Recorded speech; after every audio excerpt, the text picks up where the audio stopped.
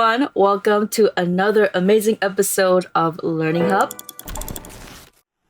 Today we are talking about evolution of learning approaches. And I got two wonderful, amazing students from YUFL. I'm sure you guys know them by now.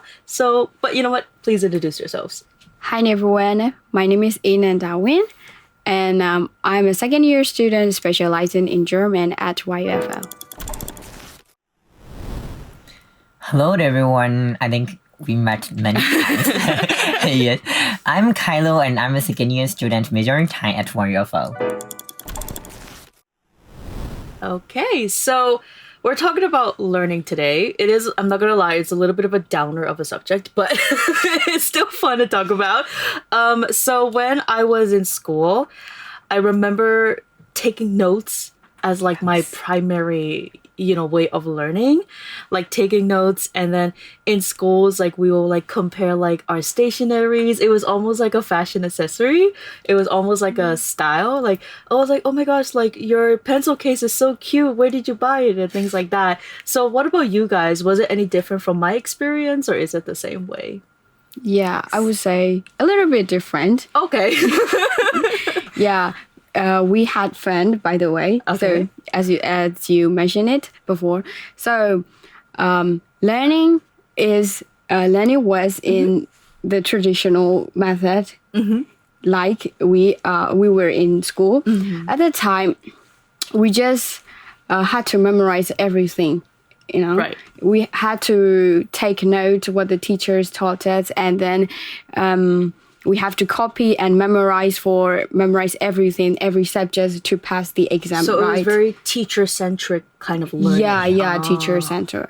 And it was a little bit of space for discussing the questions, because we just learn it from the teachers. We don't try to understand what we are learning. We just memorize them. Believe it or not, I just tried to memorize mathematics. How do you memorize math? Yeah, math. I mean, I get like you memorize like 2 times 2 is 4. I get that, but how do you memorize the other stuff? So you might think, prove the triangle, prove is a triangle or like a circle. So I have to memorize the step, step by step. You mean you memorize the whole sum? Yeah. Believe it or not. I think if anyone can relate to this. You're pulling a memory. I think I used to do that too. Yeah. I used to do that. Oh my god, very traumatic. But yeah. Yeah. You're so genius. Yeah. Not genius way, but it just happened. We have to do it at the time. There's no choice. If you want to get high mark, you have to study the formula, memorize the formula. Yeah. So for you, when you say back into school, because right now you're currently a student at YUFL. Yeah. So do you mean like middle school, elementary, like around that time, right? You mean like before college? Like Of course. Of course.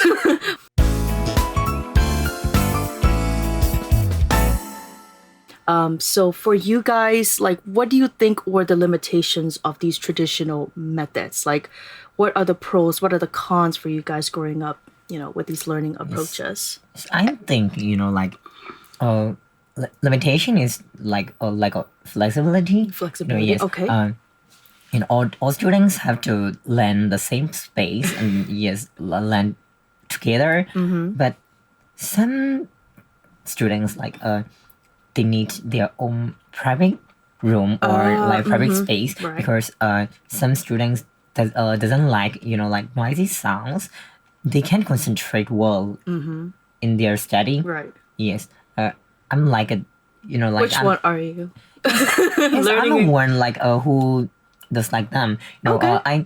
I don't really like noisy sound when I'm trying to study. That's why I choose some quiet space for studying. So what you're saying is the limitation for you is flexibility. Yes. Some students are just different in the way they learn. Some prefer to study in groups. Some prefer to study by themselves. And sometimes the whole teacher-centric situation doesn't work because you need a bit of flexibility is what you're saying. Okay, what about you, Inenda? I would say resources. you know. Resources. So nowadays we can learn everything we want to learn through online. So Right. everything. But back in the day, we had only few resources to learn something. Okay. For example, when I want to learn English pronunciation, for example, I want to hear what does that word pronounce. You know, we have to pronounce the pronunciation. Right. But I just only had to, you know, turn the page, you know, the dictionaries. And also I like to read books. So reading books can help me to improve my language skills. For example, at the time, we have to buy books. So if we didn't have like the ebooks. yeah, of course, Didn't of course, exist. yeah, of course. It was physical books for Yeah. those of you who are younger. We didn't have the digital book. Yeah, digital book. Yeah, Yeah. we just only have the physical book. Right. So to be able to buy the physical book, we hadn't enough money. you Yeah, know, that so too. when That I was- too. yeah. If you want to buy something, I have to save money. So Yeah. kind of, you know, lack of resources, I would say, and also we have different learning style, right? For sure. Mm-hmm. But the thing is, we just have to learn the same like everyone, like the teacher says to us, right? Right. So we didn't know what kind of learners we are, and we didn't know what we have to learn deeper, learn something deeply, you know, right? So.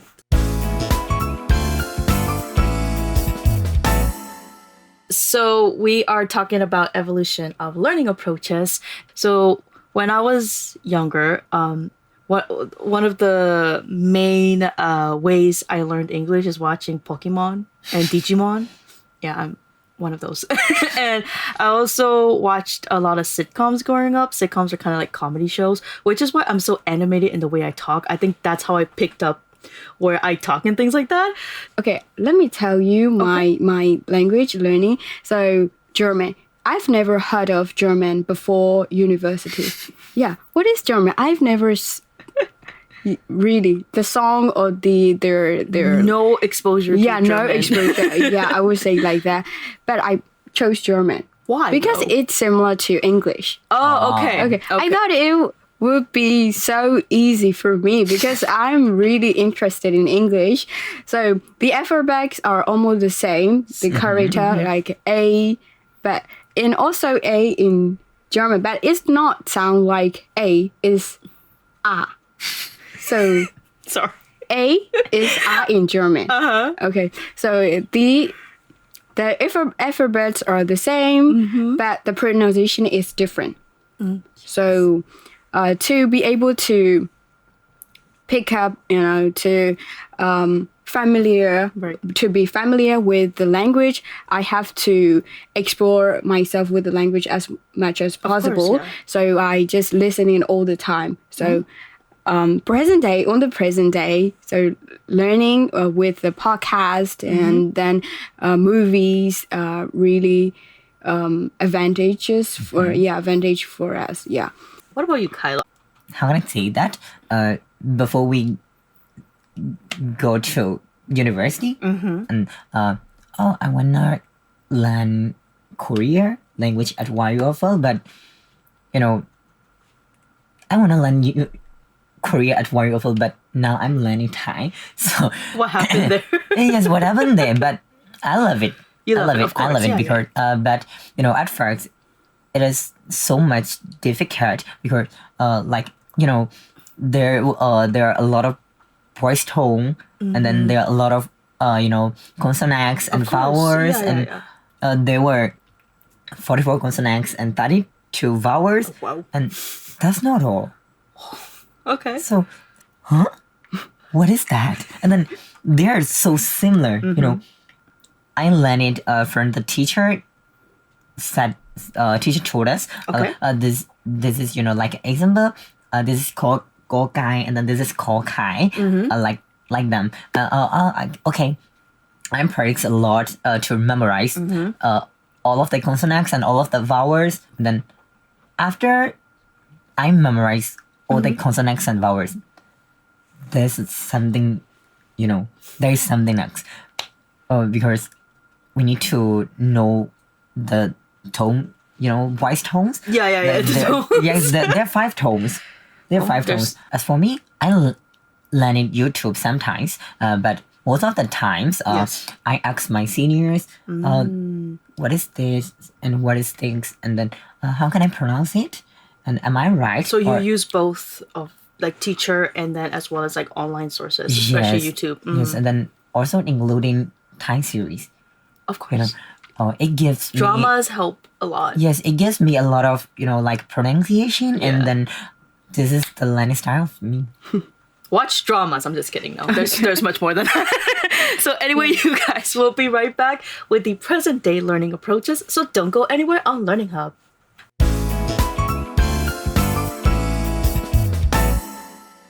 I would say that, we are talking about how we learn languages and things like that. It's very different from before than now, Yes. with different resources and different things like that. What do you think about the future of learning, right? Because right now we're talking about AI. We're talking Yes. about Zoom classes. We're talking about, Skype doesn't exist anymore. So RIP Skype. Yeah, Skype is gone, by the way, for those of you who missed out. We have Zoom classes. Actually, in fact, the other day, one of my friends was like, I want to go to a physical class and study. And, she wants to do that. And I was like researching it on my social media pages and on the internet. Literally about 80% of the classes that are listed right now are all Zoom classes. Yes. Are all Zoom classes. And so we are, I would say the future generation or even the kids right now are very dependent on the interactive teaching. Even with like the elementary schools, like the little kids, they're playing games on, like taking quizzes online and everything is online. So how do you see the future of learning? How do you think it's going to change? Is it going to get better? Is it going to get worse? Is it going to be more technology based? What do you guys think? I would say it depends. Depends. Yes. Okay. It depends. We got so many resources, but don't just be aware of being overloaded. And also, I think there are in the future we don't need to go to classes or just. But I like going to classes, believe it or not. I feel like, we get to wear whatever we want, like dress up and Yes. feel good and go to class. Like when I was in college, like I get to like dye my hair blue and like go to class. Like it's fun, right? Yeah, it's But I fun. understand where, like Maybe in the future. Maybe in the future. 10 years later. Right. 10 years or 100 years later, maybe we can have a tour like VR with VR, right? I think For that's sure. happening right now. Really? Yeah, some colleges actually offer like VR tours. So you can actually just walk around the school and they just kind of, it's actually pretty cool. Yeah. Some colleges, not all, but yeah. What Yes, about you, Kyle? I would say that everything has either like advantages or disadvantages. So like Nana said, it depends on you. But I hope it in the future we will get more like better. How can I say that? Better education. Education? Okay. Yeah. Yes, Okay. in the future, I hope that we will get better education, and if we want to learn in online or if we want to learn in person, so is it okay? Is it okay? But because some people love to learn it online because maybe they're too busy. Right, right. Yeah, maybe they're too busy or not. Too busy or not. But some people love to attend in person because they love it feeling. Yeah, they love to be surrounded by like other Yes. people and Yes, yeah. and then if they want to know something, they can ask immediately. Yeah. Yes, immediately Yeah. and directly. Yeah. But some people love to learn it online because maybe they are free at night. Yeah, Yes, maybe they work all morning Yes, and then they they're only free at night. free at night, and okay, when they are free, when they have free time, they want to learn and they want to learn and they want to study what they want. Yeah. Yeah, so I think Yeah. It's It's more flexible. I yes, would say. more more flexible, flexible, and it's very good. Times have changed. Times have changed. So yeah, we talked about how we should, not overload on the resources available and just kind of find what works for you. There's Yes. no Yeah. one method Yeah, of we learning. we can balance Balance the everything. traditional method of studying, and also As well as like the current. the current, Yes. yeah. I 100% agree. So thank you guys so much for tuning in to another episode of Learning Hub. Thank you, Kylo. Thank you, Ananda, for joining me today. You Thank you guys, for having every me. time they're on the show, I feel very dumb because like Not really. they're both very smart students and very Alright. wonderful people. So thank you guys so much, and we'll see you next time. Bye-bye.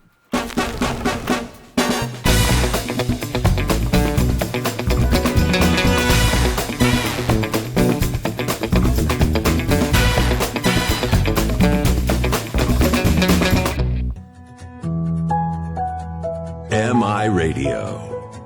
Hear it. Feel it. Love it.